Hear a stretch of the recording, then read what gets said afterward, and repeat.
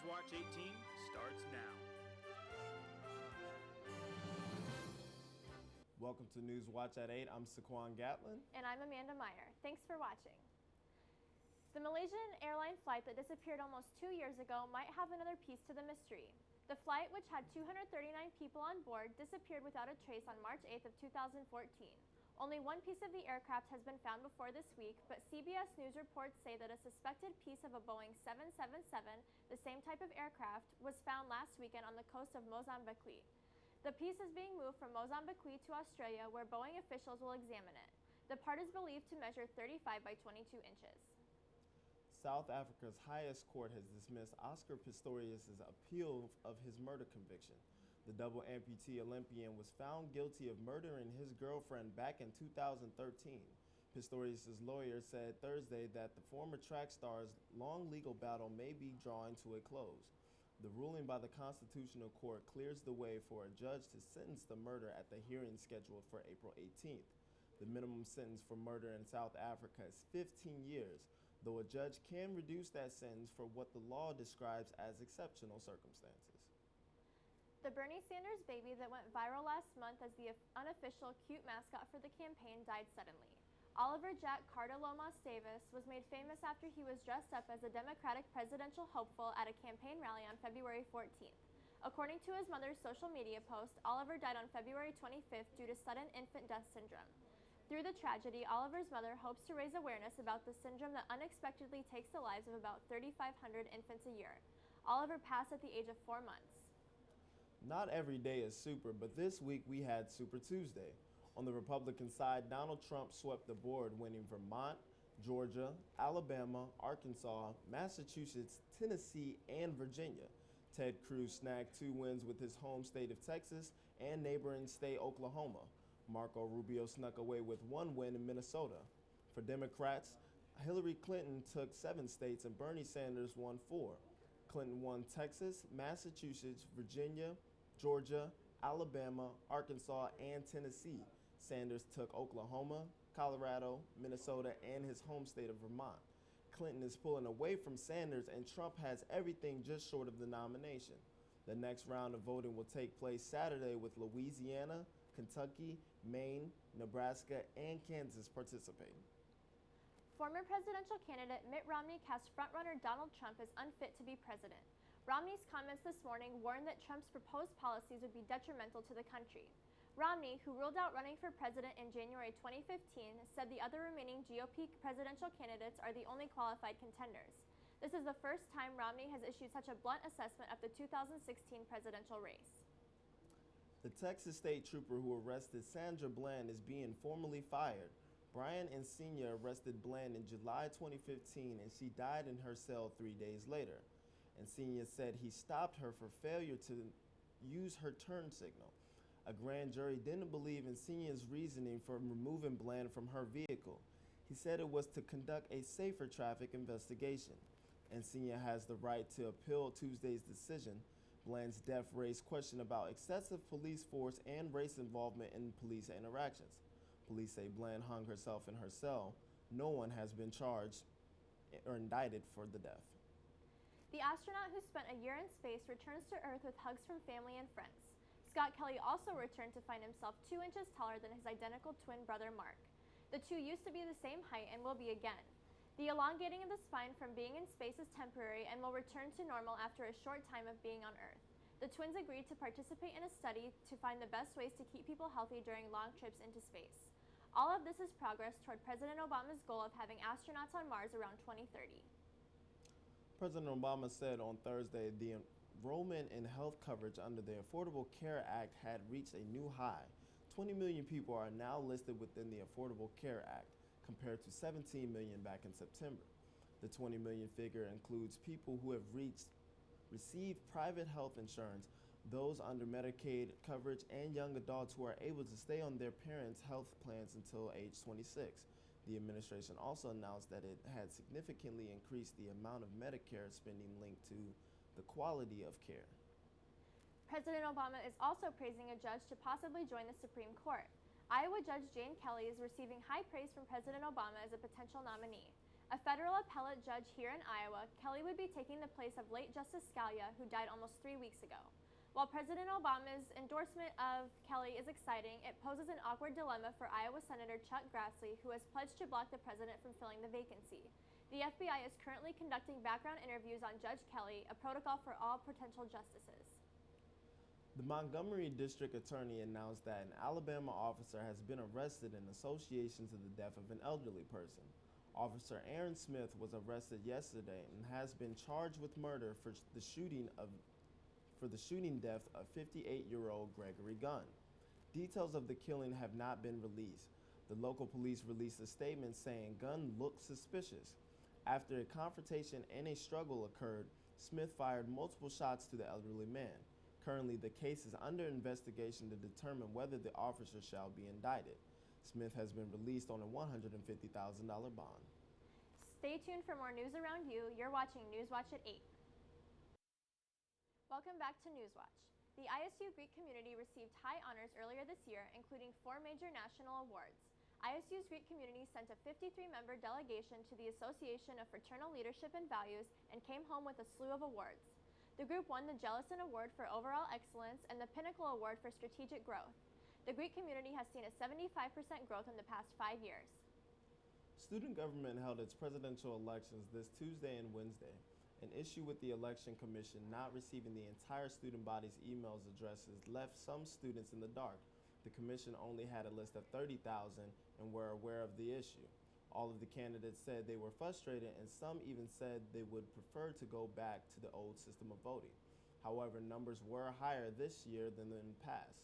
The election results will be announced at 7 p.m. on Friday. Ames is currently in the process of developing a community solar project of at least 1 megawatt in scale to reach residents and local businesses. The Ames Progressive Alliance and Ames Community Solar Initiative have been pushing for this project for some time. The goal of the project is to lower the city's carbon footprint and to create a more sustainable environment for residents. The city will spend roughly $8,300 to study potential benefits of the solar plant. The project is projected to be installed within the 2016-2017 year. Ames and ISU police departments are hoping to soon implement new technology, body cameras. About the size of a pack of cigarettes, both police departments have high hopes of equipping every police officer with body cameras in the next coming months. Benefits of offers utilizing the new technology include higher public trust as well as safety benefits. However, many have concerns regarding how the cameras would breach privacy in situations involving sexual assault or domestic violence. Both police departments will continue the discussion in the coming months. Several Ames businesses were recently found violating labor standards. The U.S. Department of Labor released investigation results on Wednesday that showed that 7 businesses in Ames have not been paying proper wage amounts to their employees. Officials claim that these employees are some of the most underpaid in the country and are often unfamiliar with wage laws and their rights. According to the Department of Labor, appropriate steps were taken to address the issue. The Green Umbrella and the Memorial Union Great Hall hosted the 4th annual Sustainapalooza, focusing on the green and sustainable initiatives. Jordan Prince was there and has the story. March 1st, the Great Hall in the Memorial Union was flowing with people checking out Sustainapalooza. There were many volunteers with their own stations and tables set up, allowing people to see what they were each promoting. Some examples of these promotions were how to be sustainable with your clothing, how to be sustainable when eating and also while purchasing groceries, and many other countless reasons that they were promoting sustainability at Sustainapalooza. There were signs where you could state your pledge as to how you are going to choose to be more sustainable in your life. These signs ask questions such as, how can you use water more sustainably? How will you reduce your energy use? How can you reduce your waste? How will you give back to your community? And how will your dollars change the world? These signs gave you an opportunity to write down your answer to these questions, which many people took advantage of. Besides the different stations, there was free food and beverages that you could eat. These foods and beverages were also promoting sustainability through using a lot of locally grown food. All of these volunteers have different reasons as to why they became involved with this event. Many of them are involved with a student organization known as the Green Umbrella. So my freshman year, I joined the Green Umbrella just because I came into college wanting to do a little more with just the environment and just get that in with like my studies and learn more about what I can do to help reduce my carbon footprint and just how I can live more sustainably. So that started with taking different classes, and then I learned of the Green Umbrella, and I've been the marketing director for 2 years, and actually for this event my co-marketing director kind of took the reins. So it's just been a really fun experience to learn more and work with such a great group of people. With ISUtv, this is Jordan Prince. The renovation of an Iowa bridge will cost millions of dollars and cause some workers to find another route. The Iowa Department of Transportation plans to spend nearly $8 million in Johnston on the Beaver Drive bridges to merge them. Locals have been encouraged to use alternative routes, including Merely Hay Road and Johnston Drive. Some Johnston locals are concerned that closing the bridge will detour business. This project will cause the bridge to be closed for the next 9 months, effective Monday. Iowa experienced a record-breaking winter this year in more ways than one. Not only was it the wettest winter in 101 years, it was also the 17th warmest winter in the past 143 years. The month of February had a wide set of temperatures ranging from negative 17 degrees to 27 degrees. That was the highest February temperature in the past 17 years.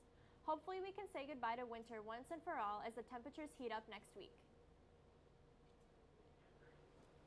And we're going to look for some more that's going to happen for the weather. Jan, can you tell us something about what's going on?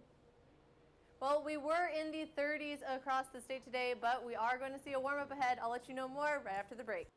Hi there, everyone, and welcome back to Newswatch. Right now, outside the studio in Ames, we are sitting right at the freezing mark, but those winds are fairly calm and keeping us feeling a little bit warmer than we might if those winds were strong. But around the rest of the state, under freezing for the most part. Des Moines still holding on at 34, but these temperatures, we are going to see a warm-up in the near future, so we'll get to that in just a second. Those winds are out of the north direction for the most part, so bringing in that cold air still, but because they are fairly calm, we're not seeing too much of a problem from that.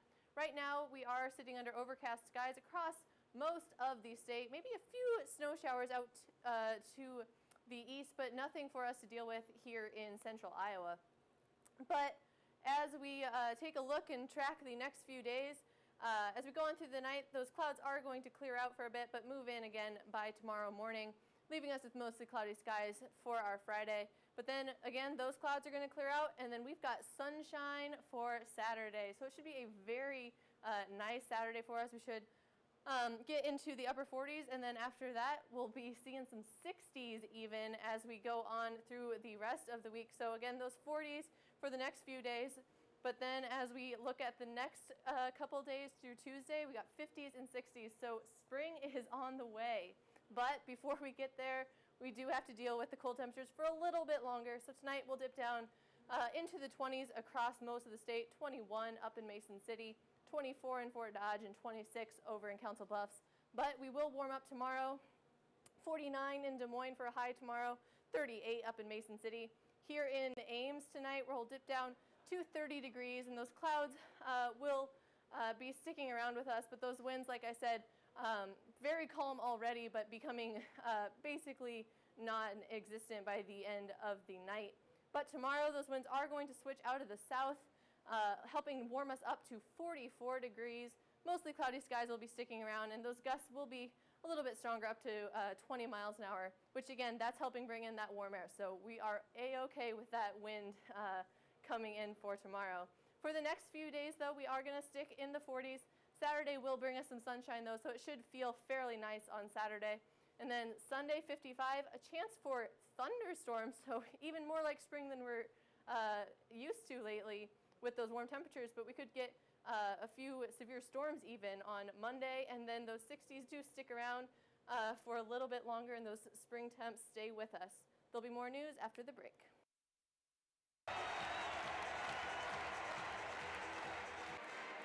The magic was alive for senior night in Hilton on Monday.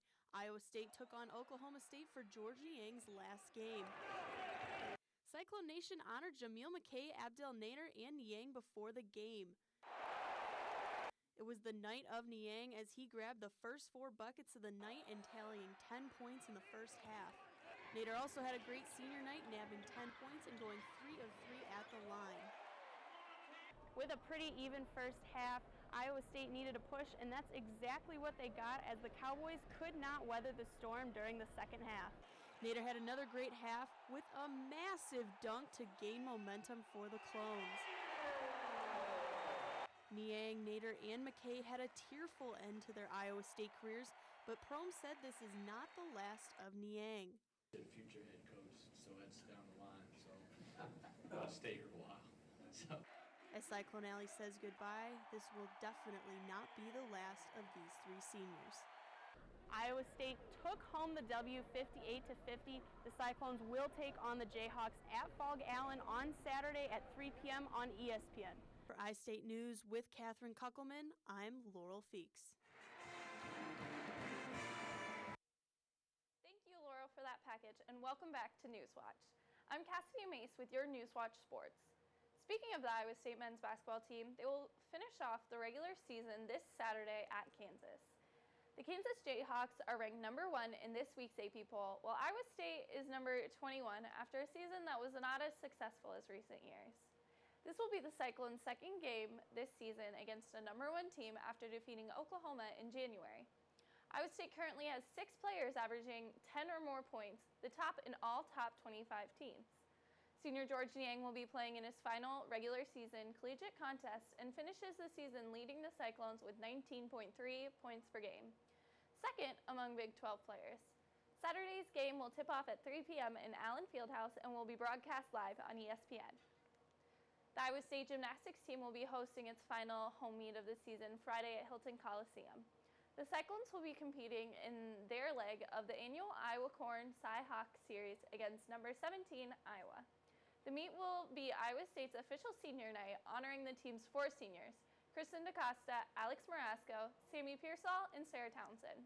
The meet will be shown live on Cyclones TV and will begin at 6:30 p.m. The Iowa State softball team will travel to Macon, Georgia this weekend to compete at the Orange and Black Challenge at Mercer University. The Cyclones are currently 10-4 and will begin their tournament with 2 games on Friday.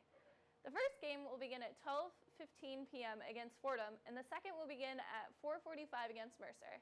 The Cyclones will continue play on Saturday morning against Boston College at 9 o'clock. Iowa State's final 2 games of the tournament will be announced as the bracket develops.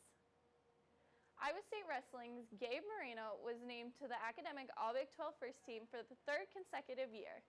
The junior from Urbandale, Iowa, has continued his dedication to academics even after his season was cut short due to an injury. To qualify for the award, Moreno earned a 3.2 GPA and participated in over 60% of the Cyclones competitions this season. The team continues to compete this weekend as they head to Kansas City for the Big 12 championships. The competition will begin Saturday and continue through to Sunday at the Sprint Center.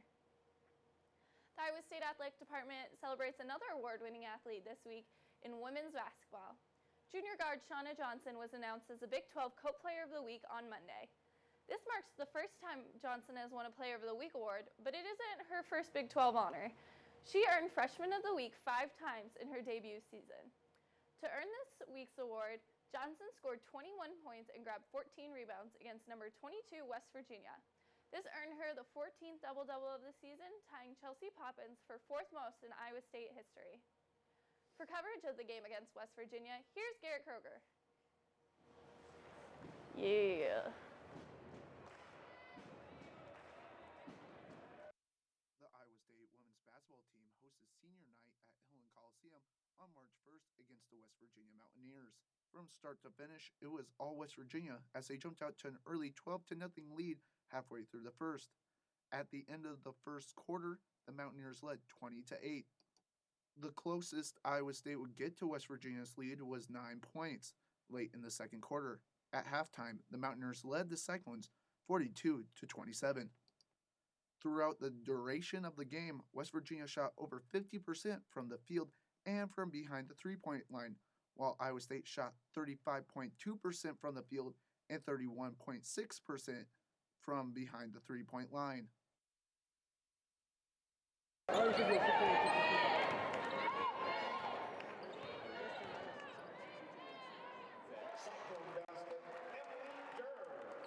ISU junior guard Shauna Johnson led the Cyclones in her first game back after missing some time due to a family matter.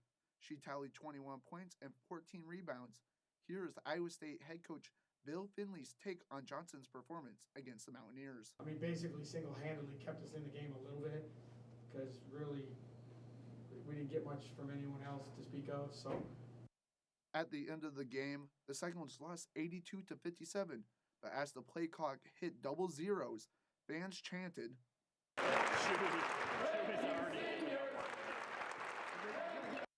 as Iowa State honored seniors Maddie Bayer and Kid Blaskowski after the game. For ISUtv, I'm Garrett Kroger.